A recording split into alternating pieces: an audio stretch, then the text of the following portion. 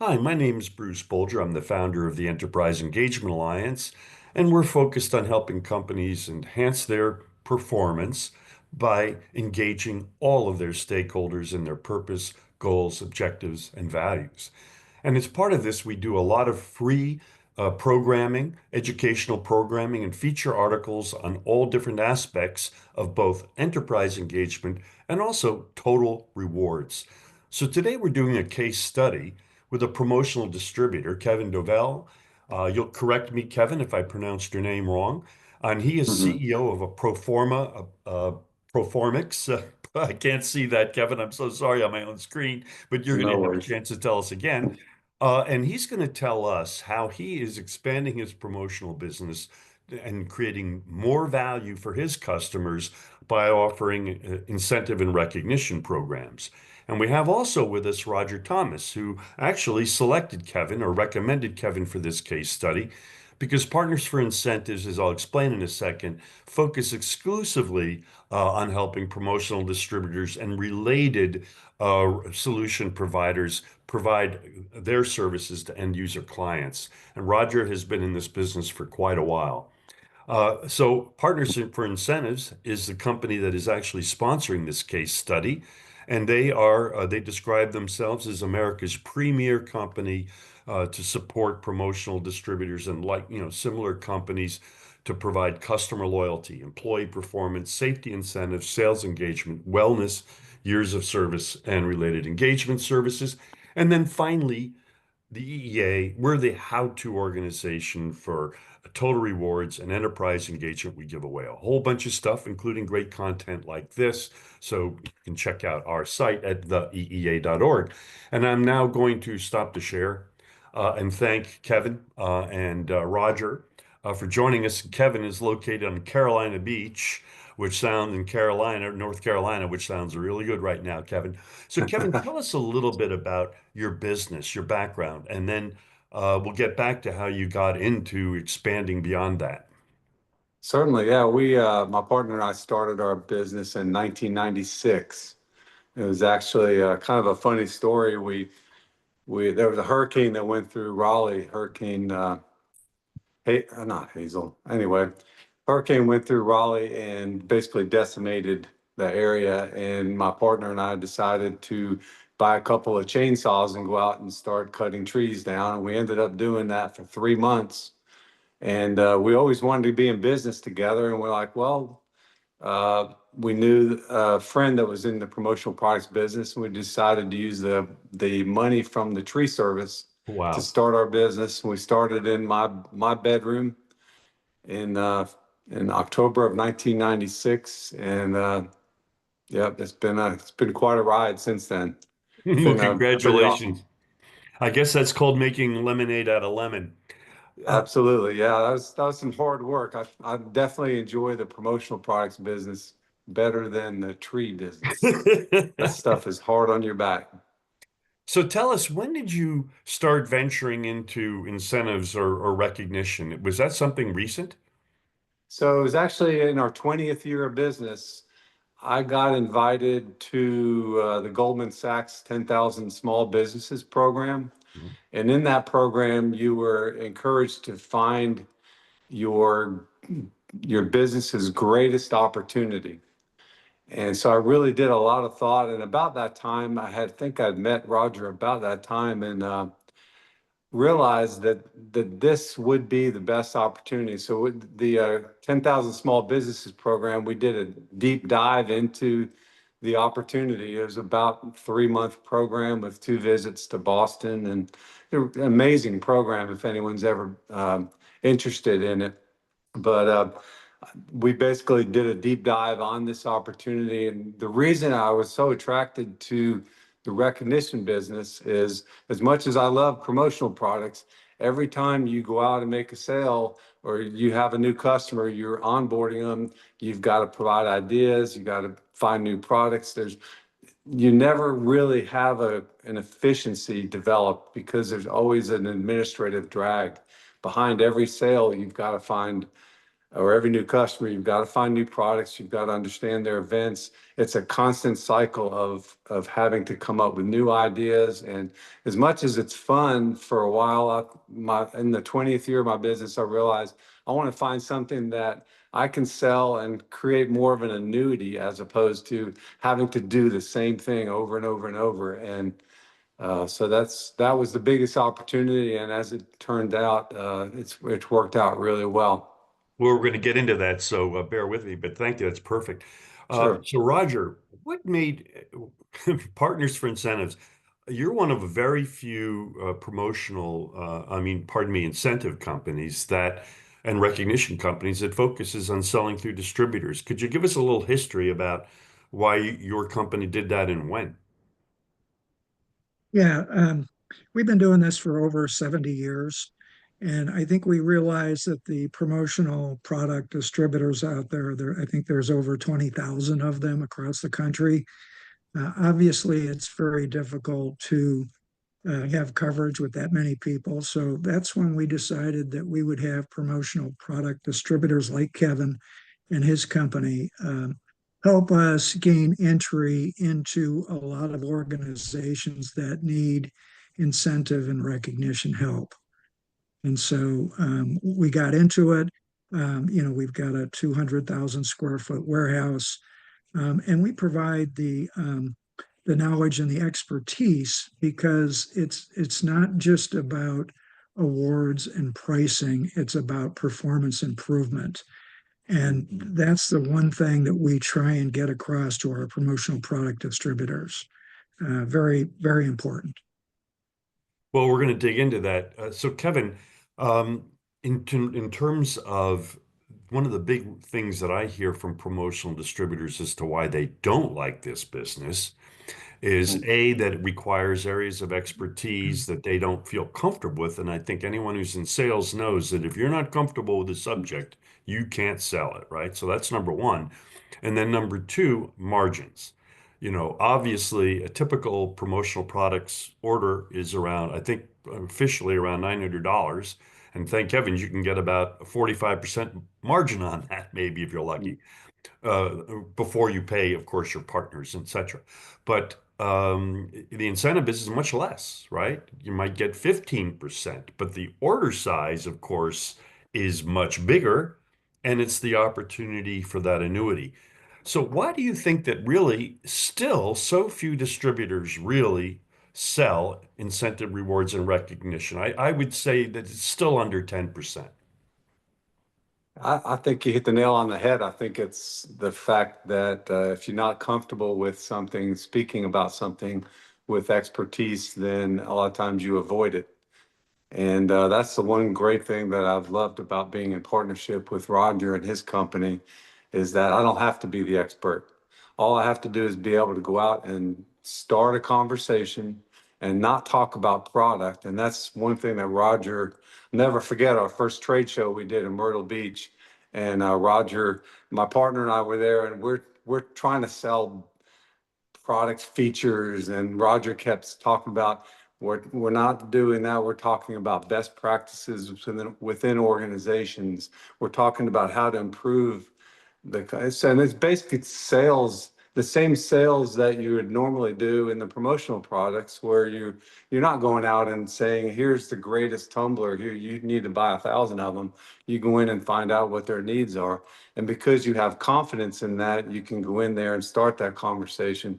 But with recognition products, there is that feeling that you don't really know what you're talking about, so you're not comfortable starting it. But after talking with Roger, he kind of had to beat it in our heads over and over that, hey, this is no different than the sales that you've been doing. It's finding needs and helping people, helping solve the problems that organizations have. And then that develops confidence because no, I don't really have the knowledge necessarily myself to do a deep dive on that program, but I can start the conversation, and then Roger comes in and he's amazing. And he knows how to develop that conversation into an opportunity. So, from your standpoint, you don't have to be an expert in program design, metrics, performance improvement. You have to be an expert in fact finding, identifying the needs of the client, their hot buttons, their challenges, and then setting it up for Roger.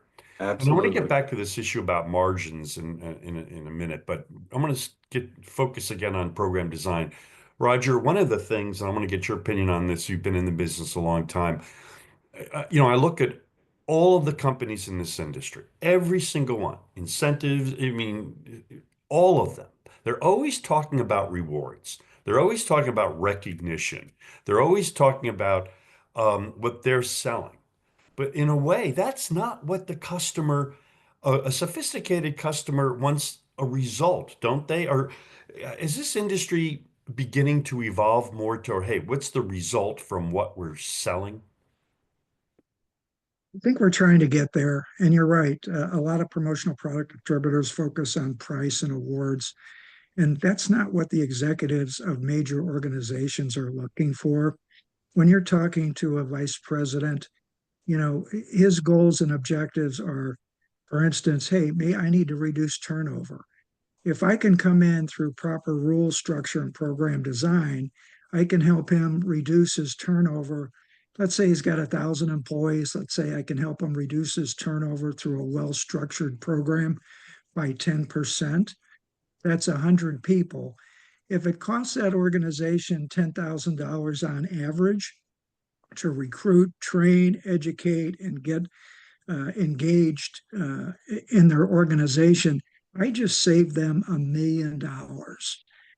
And that well outstrips any kind of pricing or awards.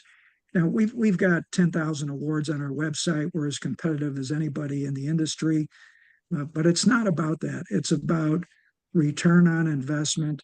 It's about manager and employee engagement, and we've got all the tracking mechanisms to help that. So we have a performance improvement process, and it's that proper program structure, which is critical, which will help organizations either reduce their turnover, improve their productivity, whatever. I always say, silent programs don't work. You have to constantly communicate the program to the managers, to the employees, to the executives, so that everybody knows exactly what the goals and objectives of the organization are. And then and when you communicate, people engage a lot more. A couple other things within that You broke performance up for a improvement minute, so process. hold on, you Oh, broke okay. up. So I just want to remind anyone who didn't hear it that how important communication is. If you launch a program and you do not build it up front with a very sharp, smart communication program, you're wasting your money. I'm going to double and emphasize that. Roger, go ahead. The other pieces of that performance improvement process are training and education. A lot of times you want to have some simple, easy to do quizzes that get people engaged in the program, let them know what the program is, what it's about, how they integrate with it. Um, and that education is another form of communication because it gives you an early indication of employee engagement and manager engagement. And so that's really important. And then, probably the most important piece is the tracking, measuring, and reporting so that we know how we're doing and what kind of results we're getting in the program from a return on investment. What's our percentage of engagement with employees, with managers? Who's earning points? Who's not earning points? Where do we need to place additional emphasis? And then, of course, the reward piece of it. We've got 8 to 10,000 lifestyle awards, and it's about choice for the employees and the managers. Give them a choice. We all think we know what they want. We don't. I've been doing this over 30 years, and I guess I found that it's different for everybody. And so, what our programs do is allow the employee or the manager to go in, find out, hey, do they got any good stuff out there? And they go in and they see all kinds of things, everything from Bose stereos to golf clubs and everything in between. And what's important about that is it gets the employee and the managers to set a goal for themselves. What they do is they go, hey, I want that new set of golf clubs. And then they go, well, what do I got to do to earn those points? Now you got them engaged in the program and they know exactly what to focus on. And now, if that program runs for 1, 2, 5, 10, 15, 20 years, you've got them engaged for that entire time period. And they're tracking towards that goal, which is really important. So it's the combination of all those elements that make for a successful program and a good return on investment for the organization. So Roger, what's really funny here, I'm getting now over to you, Kevin. I think what we've just heard why many distributors are not in this business, right? Because like hearing that, like, oh my gosh, what? You know, that's not for me. I mean, but on the other hand, Kevin, if you're having these types of conversations with your clients, doesn't this elevate you in the sense that, look, promotional products are mission critical to business. If you're having an event, people are always going to be using promotional products. That's a whole nother discussion, but maybe in different ways, but they'll be using them. But they're also kind of a commodity, unfortunately. And Mhm. service is important, but you guys, you're promoting with television advertising now, right? I mean, Yeah. heavens. So, am I wrong? Or when you start like that company, I understand you guys won a hospital business recently. It's pretty significant. Of course, we can't name it, but um, you're probably dealing at a higher level. And aren't they looking at you a little differently now if you're actually helping them reduce turnover or whatever the objectives are? Absolutely. That can't hurt you at all. Another thing I love about this opportunity is that you're selling into the HR department. And so typical promotional products distributors focus on marketing. And if you can get referred in, if you have a client and you can get referred into the HR department with a large enough company, now you're starting a conversation about, their awards program and recognition, and it definitely elevates you to a whole different level than someone that's just coming in pitching lapel pins and different things like, physical objects Hmm. for their recognition awards. And people are tired of lapel pins and watches and stuff that are just given to them. I totally agree with Roger that people like to have a choice, and they're going to be more engaged with a choice. But to your point, it definitely elevates you when you're coming into the HR department and you're talking about things like turnover and HCAP scores. If it's a hospital, you definitely have a level of credibility that the average promotional products distributor probably would not have if they didn't start that conversation. And it decommoditizes you. You're creating new value. So, what do you feel? Uh, actually, I want to get back to this margins because this is now relevant. Obviously, if you had to do all of this work, right, that would be transformational, obviously, for your company. So it sounds to me what makes this work for you, A, the margins are less, but the order size is 10 times more. But correct me if I'm wrong, there's continuity. The program continues, and if it's run properly, and that's the critical element, properly designed, communicated, measured, etc., it's an annuity. You have a good shot of that running 6, 7, 10, 15 years. So, in your view, does that make up for the margin issue? Absolutely, especially when you consider the administrative drag behind a promotional product sale versus behind a recognition program sale. The administrative drag in promotional products, again, you're having to source products, provide samples, meet delivery dates, make sure the logo's right, make sure the imprint's correct. There's so much administrative drag behind a sale. You might make a nice sale and then your work is not over.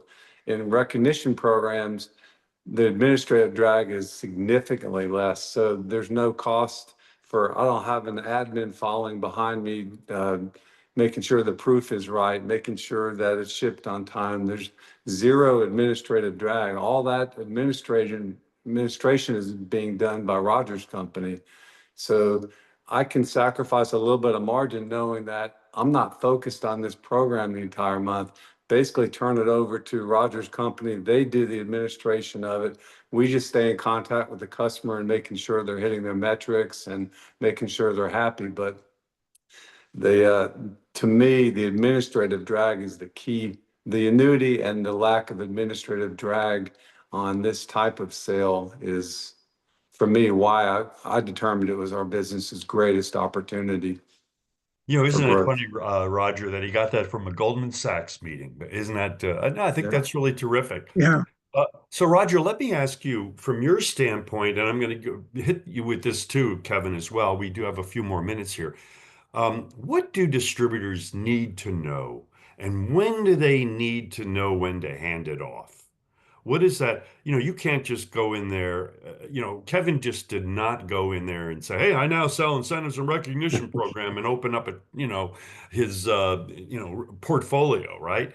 What does a distributor Right. need to learn? The distributor has the most important piece of this, and that's the relationship with the customer. You have contacts within the organization. Now you're kind of in a discovery phase, which is, hey, are you currently doing a years of service program? Are you currently have a culture of recognition within your organization? And we get them to ask a couple of key questions. And off of that, we're going to define and figure out what kind of opportunities that organization or company is going to be most interested in. And then they come back to me and we set up a call with them, myself, and the end user. And I'll ask a lot of questions. And when I'm done asking the questions, I'm going to know exactly what interests they have, what they're most interested in, and how to take the promotional product distributor down that road. And then I'm going to put together presentations for the distributor that I will help present because you're going to get hit with a ton of questions that you might not know the answers to, but I do. And I've been in the industry for over 30 years. And so now now we're in the game. We've got a presentation that we can deliver. And you want to get to the right level. A lot of promotional product distributors are in the administrative area. If we can, we want to try and get to a VP level, but we've got to show the administrative person what we're going to do for them and what we're going to do for their boss. And that we know what we're talking about when we put these programs together. We're going to make them look very, very good. We're going to make them much more strategic with the end user. And we're going to show them how to also sell additional promotional products. So I had a promotional product distributor that had a telecom company that had 50,000 employees. So when we announced the program, we helped the distributor sell 50,000 t-shirts to announce the program at $1 higher a t-shirt, which was unbelievable. And then that program billed $1 million per year for probably 4 years, 5 years, somewhere in that time frame. That's a great adjunct to any promotional product distributor's business. So, Kevin, we have to move this along. Excuse me. From your standpoint, then, how hard was the learning curve? Because, I'm always kind of surprised because I meet a lot of distributors over the years, and they hear a discussion like Roger, and they go, "Oh, look, I would rather just be on an airplane, meet somebody that needs 1,000 t-shirts, write up the order, blah blah blah, and then get my 40. Well, again, it's not 40% anymore, really, but much generally better than incentives."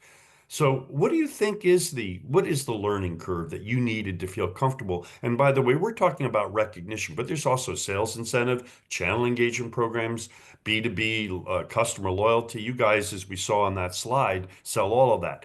So, Kevin, what do you feel you need to be? A shrink or an expert?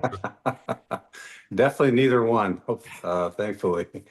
Uh, to me, so we had an opportunity in 2016 when we began this journey to service hospitals. We're a preferred vendor and a group purchasing organization. So my level of confidence increased by just talking with Roger on a few conversations. One, we did the trade show in Myrtle Beach, but we had several conversations where it was just he and I talking.